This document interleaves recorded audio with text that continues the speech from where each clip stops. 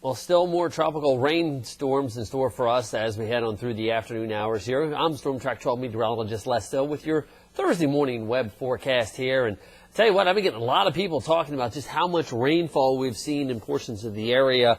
Take a look over the last 2 days. Washington coming in with over 2 inches of rain. Morehead City over 1.25 inches. And then there's other spots like New Bern that's hardly seen anything, not even 1/4 inch of rainfall. The same thing for Edenton as well. So there definitely has been some winners and some those that haven't been as fortunate over the last day or two. Now, as far as the yearly and monthly rainfall totals are concerned, we're about 1/3 inch above for the month, which is a good thing of May. However, we're still running a deficit that is greater than 4.5 inches for the entire year for us here in Eastern Carolina. So we can almost use another 1.5 to 2 weeks of this weather pattern. And there is the potential that we may see some good soaking rains coming out of the tropics. We'll talk about that here in a little bit. Let's see what I'm tracking for our Thursday here, though. We are tracking more storms that will develop later on this afternoon, especially once you get south and east of, say, Kenansville to Washington to Manio line. Anybody south and east of that does have a good chance of seeing some of those storms as we head on through this afternoon. Now, we will see a brief break coming as we head into the weekend, and that'll mean more sunshine.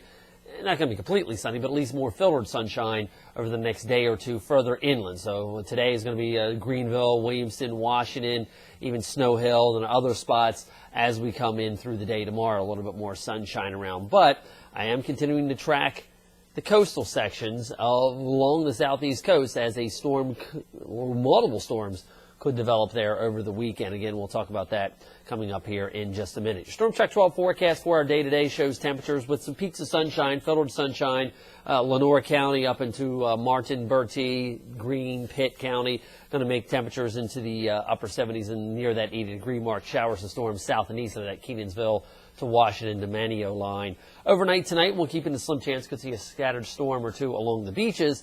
Otherwise, on the mild side, still warm along the beaches, upper 60s. How about upper 50s, though, for inland spots? And then for the day tomorrow, more sunshine further inland, but still the chance of, let's say, right along the coastal sections, Jacksonville, Morehead City, Oriental, a shower or storm potentially being around the neighborhood here, and slightly cooler as far as temperatures are concerned for tomorrow as well. You can see this rich feed of tropical moisture still continuing to give us the heavy rainfall across the eastern United States for the day today, but most of the heaviest action has now shifted off to the Gulf Stream, and then we are going to be tracking a high pressure sliding down across the Ohio Valley, clear skies, lighter winds, lower humidity. That's going to be in store for us as we head on in through the second half of this week. However, as I mentioned, I am continuing to keep my eye off the southeast coast here, as a lot of my forecast computer models are showing some kind of development. Now, I'm not saying it's going to be a true tropical storm developing out of this, but it is going to have tropical moisture. Surf temperatures are just below that critical 80, 82 degree Fahrenheit temp. We're in the mid-70s right now for any kind of pure tropical development. But it could be a system that actually starts out as a cold core system, which is a normal low pressure that has a baroclinic temperature difference that gets it going, and transition into maybe a hybrid system that has some warm core characteristics. That is one thing that I am worried about here. And here's part of the reason why. Now, this is off the GFS model.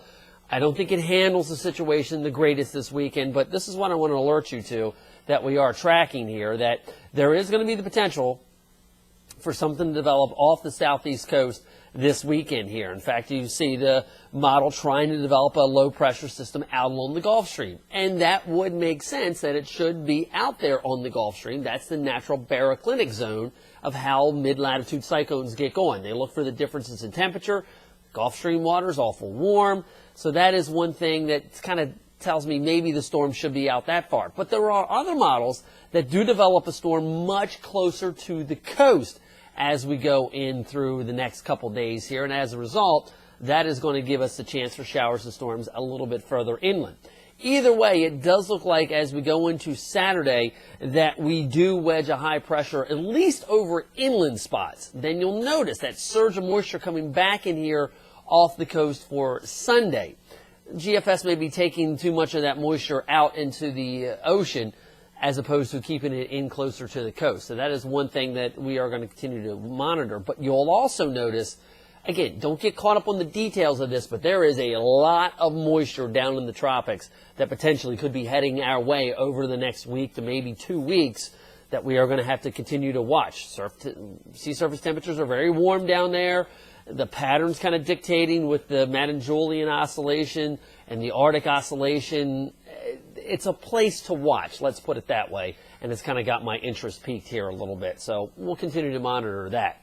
Now, a little bit closer to home here and a little bit more closer in time-wise as we go on through this afternoon. Showers and thunderstorms will develop, again, along the sea breeze front, but a little bit different than yesterday. They'll actually move from northeast to southwest as a result of the flow changing behind that front. You can see Futurecast picks up on that.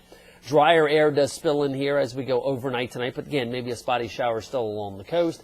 And then we are also going to be watching for some sunshine for inland spots as we head through the day tomorrow. But still, right along the coast, I think we are going to hold on to some clouds and maybe a scattered shower or thunderstorm in the heat of the day. Brief break in here, as I mentioned, for Saturday, and then we'll have to watch and see what happens as we head in through the day on Sunday. Notice future track at least showing some clouds off of Hatteras there, so that's something we'll have to continue to track and monitor. As far as rainfall is concerned, it really kind of depends on where the heavier rain will be falling, especially south and east of that Keatonville to Washington line. Could be looking at another ½ inch to 3/4 inch of rain before all is said and done. Tomorrow, leaving a slim chance for a storm along the coast. Brief break in here for Saturday, and then we'll see if any storm is there to develop Sunday going into Monday. Where does it go? When will it be infecting us here? That's something we'll continue to keep you updated on. I'm Storm Track 12 meteorologist Les Still.